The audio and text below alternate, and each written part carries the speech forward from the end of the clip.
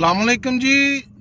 मोहम्मद अब्बास मुसाफिर और ये है गुलारची, ज़िला बदीन की तहसील है। यहाँ पे रूसी ट्रैक्टर मैंने बड़े देखे हैं यहाँ पे। और ये एक बहुत बड़ी मंडी है रिपेयरिंग की ट्रैक्टरों की। जिस तरह हमारे इलाके डस्का में ज़रई टूल्स वगैरह बनते हैं, यहाँ